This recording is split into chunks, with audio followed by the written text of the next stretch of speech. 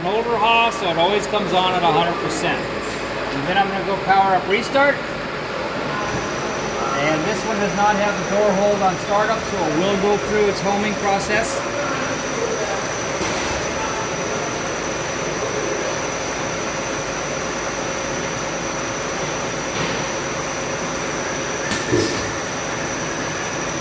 And the machine is home. Okay. So the Haas lathe, if I want to look at the programs, I go to list this. Here's my modes in the Haas. All your Haas controls are pretty much the same. List program right here. Okay. And then here's the current programs I have in there. Not a whole lot right now.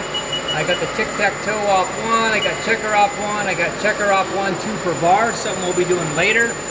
And that's an exercise for doing threading and rough turning.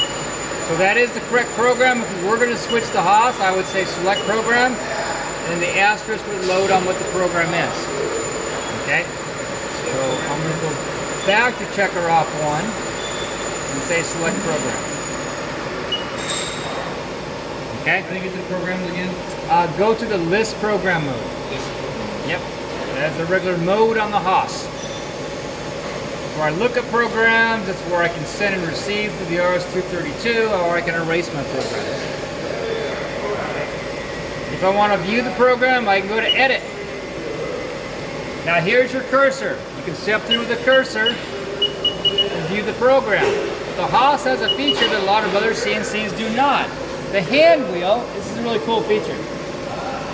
The hand wheel actually can take you through the program. So it's really nice. You can rip right through it. You can come down to it. Okay.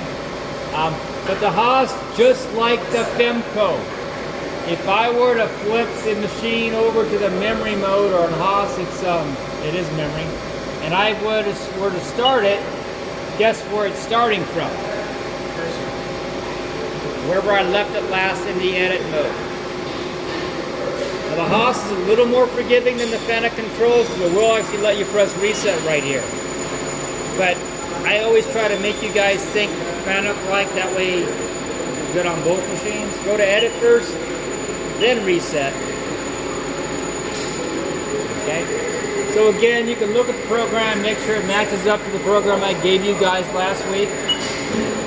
When you're ready to run it, you're going to go to the current commands button right there. Current commands will show you the NC program.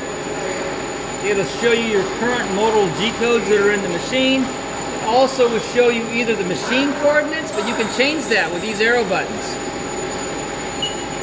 Either machine coordinates, distance to go, just like we had over there on the Femco. It'll show you operator, which is strictly reference, just like when you guys are doing your locating practices. Same thing. The work coordinates, this is relative to the tool setup position. Distance to go, we'll leave it on distance to go. Okay? Alright, so it's actually almost ready to run. Let me see what we have in here for stock. And also the Haas is kind of kind, because if you try something and it doesn't work, if you look on the screen, it might be trying to tell you what you're doing wrong. Wrong move. It's saying, hey, you're trying to open the chuck, but you're in the edit mode. I don't do that in the edit mode. Okay, so the Haas is a little more user-friendly. It'll tell you things like that. It will open and close the chuck in MDI, handle jog, or memory. Look for those three right there. I'll go to memory, which is where we want to be. Go back to current command. Alright, so this is, I think we started off with a little shorter piece on the Haas. The Haas does have a spindle liner in it. So inside the draw tube is another tube with some bushings on it that allow it to ride inside, and we can run 36-inch bar on the Haas. Okay? This is nice because the problem is when you run 18-inch bar, every bar you get a little wasted piece at the end. Okay? So we do get a wasted piece here, but we only get one versus two. So we want to always try to run the 36-inch bar on the Haas lathe. So I'm going to go ahead and load this in.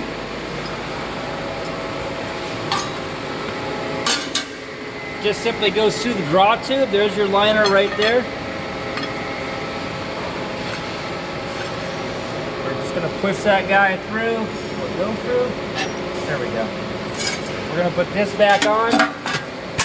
Watch out for this when you're walking by. This is sharp. Okay, there are some sharp corners on that. All right, so we go ahead and push that through. I've got everything set for 2 inches out. We're gonna hold that up there.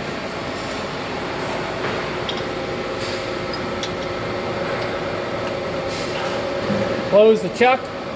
Now we do have a spindle liner in there. Watch what happens if I don't hold it. It didn't move that much, but it pulled the bar back a little bit. Okay, enough that maybe when I ran it, it may not even face the part. Okay, so make sure you're holding it against the stop. That way it doesn't pull that bar back. Okay? Haas lathes are great. They're very user-friendly. We got a little bit better window to see. The newer lathes have even a bigger window. Okay? Basically, to run it, you want to have your hand on the emergency stop. You always want to be ready to stop this thing. Same thing with the Timco. Always be ready to stop it. Press cycle start. We are in cycle. It's facing the part. It also has, I didn't get to it in time. It has the optional stop feature. If I do turn it on, run the operation as it's currently doing,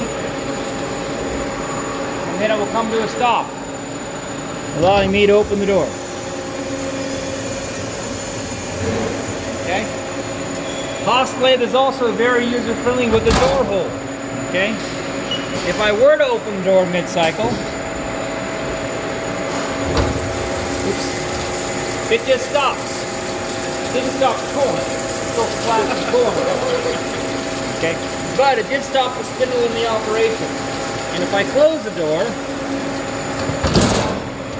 it just goes. On that connector beam, if I open the door mid-cycle, it would have alarmed out. And if somebody would have just went back to memory and ran it, reset the alarm and ran it, it would have crashed. Because it's out of sequence in the program, things are in the wrong place, they're not user-friendly. Okay, well the Haas's are very user-friendly.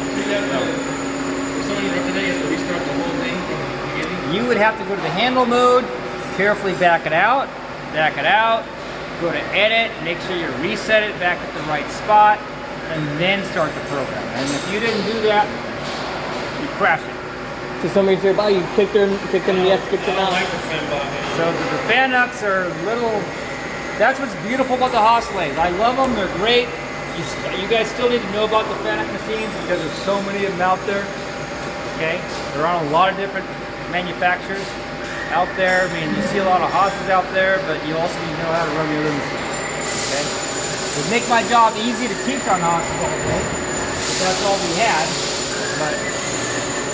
All right, the same thing, inspect the part. Make sure we got a good part. They bring a rag, but I got this paper towel right there.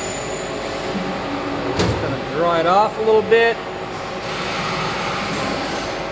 Let's see here, we are about 979 on the diameter there, which is good. Well, let's check this one. Lock that on somehow.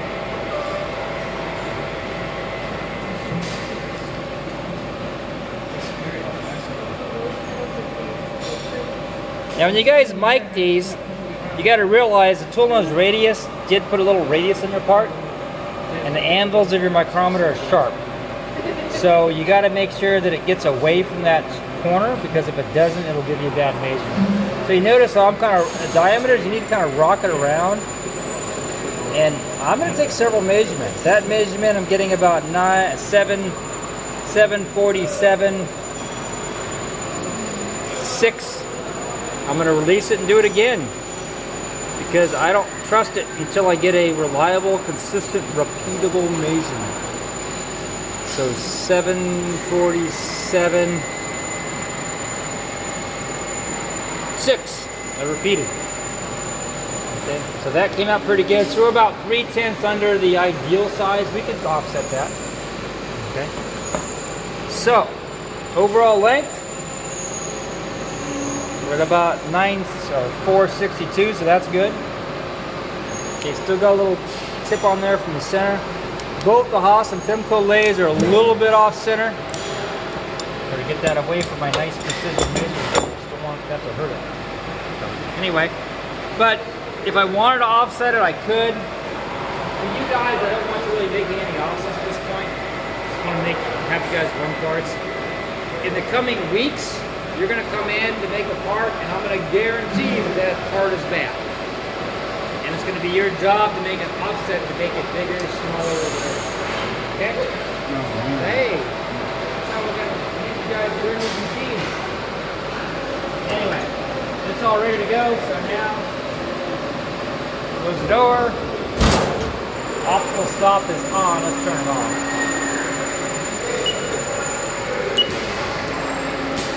There you go. I'm not getting much of the coolant to me. What's the coolant like done all of a sudden? What's that one hose? I think it's that one nozzle. Okay, so for tonight, we now got the check room to run. And you know, run 5 on the Femco, run 5 on the Haas, get to know each machine a little bit, okay? On the mill, let's try to finish up all the fixture offsets tonight, get those all done, okay? This